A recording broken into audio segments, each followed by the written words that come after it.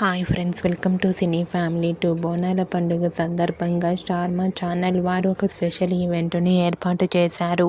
ఆ ఈవెంట్ పేరు మా బోనాల జాతర. మా బోనాల జాతర ఈవెంట్ ఈరోజు సాయంత్రం స్టార్ మా ఛానల్లో 6 గంటలకు ప్రసారం కాబోతోంది.